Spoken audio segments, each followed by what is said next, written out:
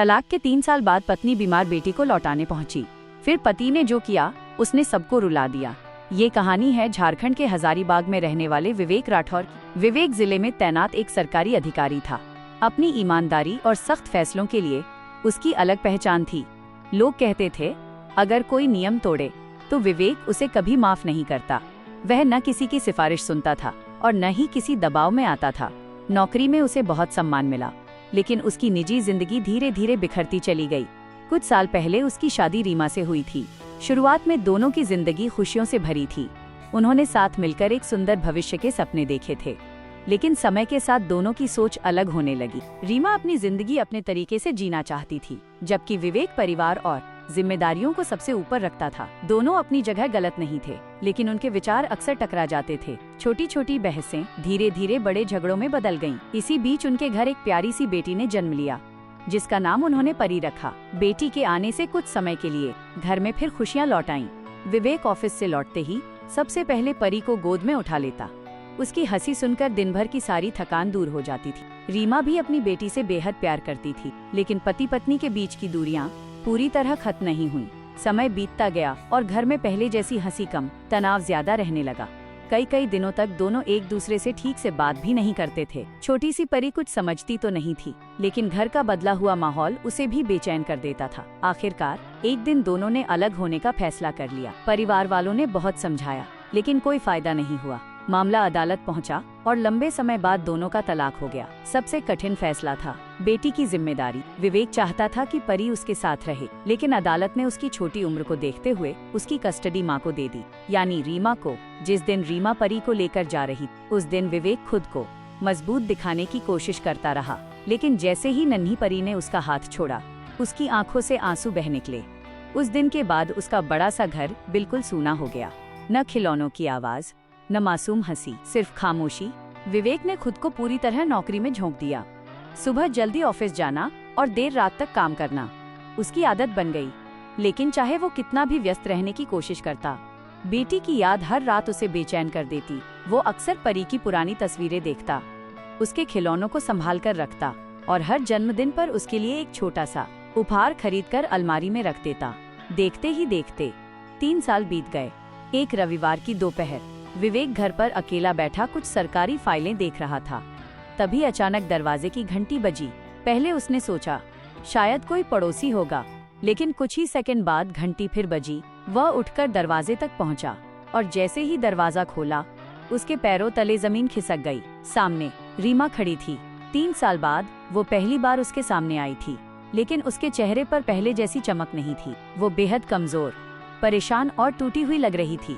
उसकी गोद में परी थी, जिसकी आंखें बंद थीं और चेहरा बिल्कुल पीला पड़ चुका था। रीमा कांपती हुई आवाज में बोली, विवेक, इसे बचा लो, मैं अब इसे संभाल नहीं पा रही हूँ। इतना कहकर उसने परी को विवेक की गोद में दे दिया। जैसे ही विवेक ने बेटी के माथे पर हाथ रखा, वो बुरी तरह घबरा गया। उसका शरीर तेज बुखार से तप रहा था। वो लगभग बेहोश थी। विवेक ने घबराकर रीमा की तरफ देखा। वो तेजी से वहाँ से चली गई। विवेक उसे आवाज देता रह गया, लेकिन उसने एक बार भी पीछे मुड़कर नहीं देखा। अब विवेक के लिए पूरी दुनिया उसकी बाहों में पड़ी उस मासूम बच्ची तक सिमट चुकी थी। उसने तुरंत कार निकाली और परी को लेकर अस्पताल की तरफ दौड़ पड़ा।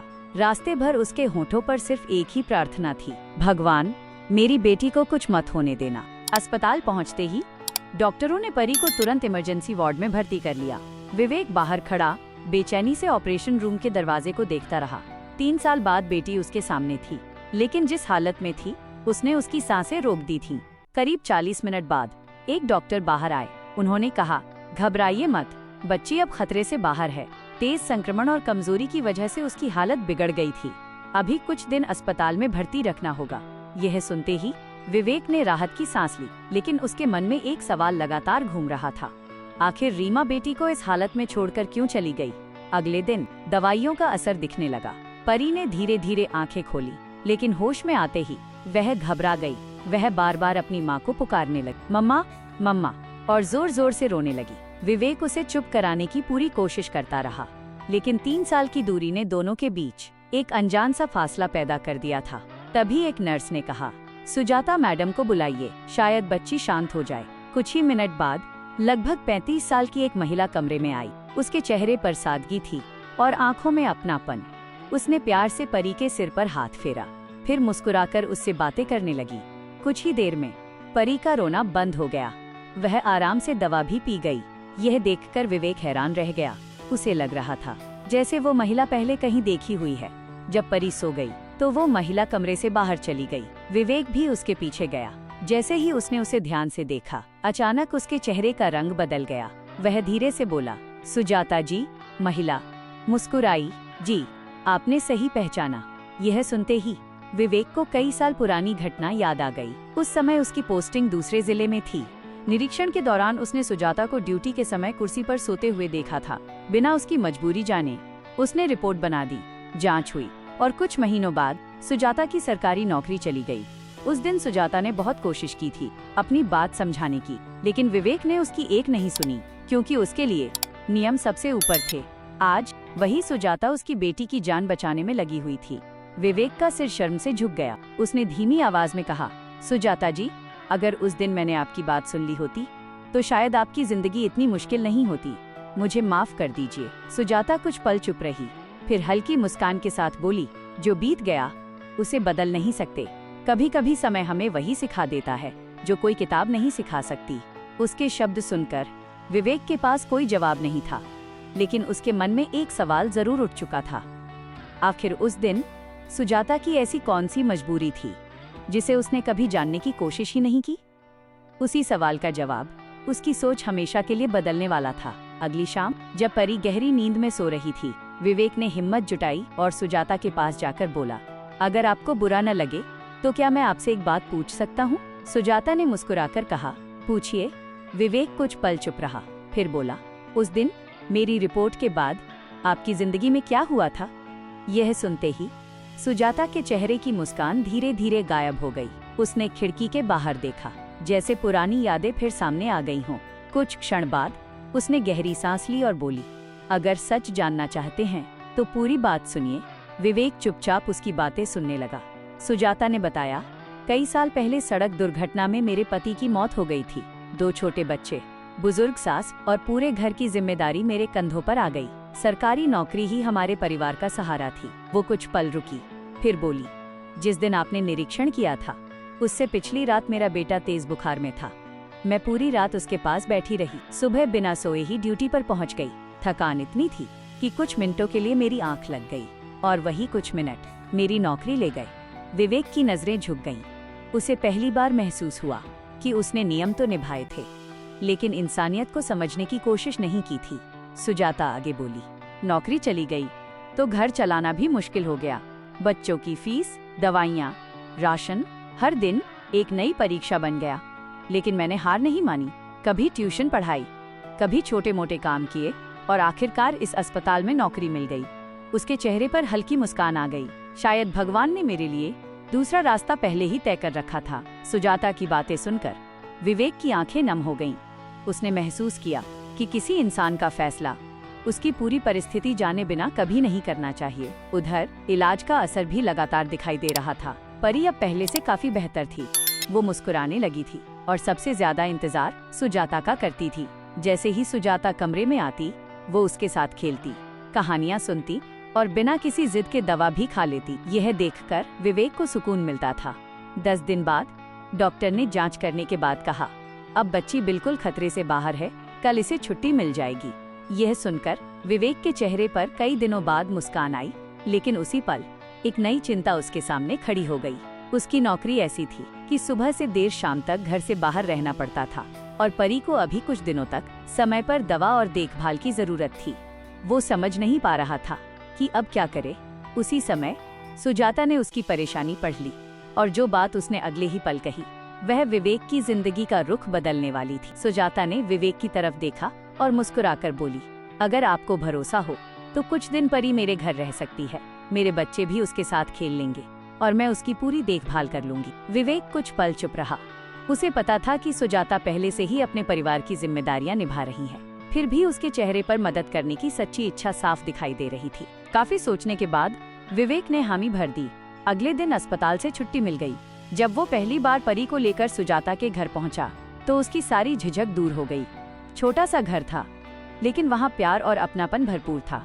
सुजाता की बुजुर्ग सास, उसके दोनों बच्चे और पूरा परिवार परी को अपने जैसा प्यार देने लगा। धीरे धीरे परी फिर से मुस्कुराने लगी। अब वो पूरी तरह स्वस्थ थी। विवेक भी रोज शाम ऑफिस से सीधे वहीं पहुंच जाता, बच्चों के साथ खेलता, उनकी पढ़ाई पूछता और कभी फल तो कभी किताबें लेकर जाता। समय के साथ उसे महसूस हुआ कि सुजाता सिर्फ मजबूत ही नहीं बल्कि बेहद अच्छी इंसान भी है। एक दिन उसने देखा परी, आरव और निधि तीनों आंगन में हंसते खेलते दौड़ रहे थे। वह दृश्य देखकर बरसों बाद उसके चेहरे पर सच्ची मुस्कान आई। उसे लगा शायद जिंदगी उसे दूसरा मौका दे रही है। कई दिनों तक सोचने के बाद एक शाम उसने सुजाता से कहा, मैं अतीत की गलती कभी नहीं बदल सकता, लेकिन भविष्य जरूर बेहतर बना सकता हूँ। अगर आपको मंजूर हो तो मैं आपसे शादी करना चाहता हूँ। सुजाता कुछ देर चुप रही, फिर बोली, मैं विधवा हूँ, मेरे 2 बच्चे हैं और मेरी सास भी मेरे साथ रहती हैं। विवेक मुस्कुराया, मैं ये सब जानता हूँ। अगर रिश्ता बनाऊंगा तो आप सबके साथ बनाऊंगा। कुछ दिनों बाद सुजाता ने भी इस रिश्ते के लिए हाँ कह दी। दोनों परिवारों की सहमति से एक छोटे से मंदिर में सादगी से उनकी शादी हो गई। उस दिन सबसे ज्यादा खुश बच्चे थे, परी, आरव और निधि। तीनों की हंसी पूरे मंदिर में गूंज रही थी। जो घर कभी खामोशी से भरा रहता था वो अब खुशियों से भर चुका था। विवेक ने अपनी जिंदगी से एक बड़ी सीख ली कि नियम जरूरी हैं, लेकिन इंसानियत उनसे भी ज्यादा जरूरी होती है। और सुजाता ने ये साबित कर दिया कि माफ करने वाला इंसान सबसे ज्यादा मजबूत होता है। कुछ समय बाद विवेक को रीमा के बारे में भी पता चला। वो लंबे समय से गंभीर बीमारी और आर्थिक तंगी से जूझ रही थी। अपनी बेटी का इलाज करवाने के लिए वह सब कुछ बेच चुकी थी। जब उसके पास कोई रास्ता नहीं बचा, तब उसने भारी मन से परी को उसके पिता के पास छोड़ने का फैसला किया। यह सच जानकर विवेक की आंखें भर आईं।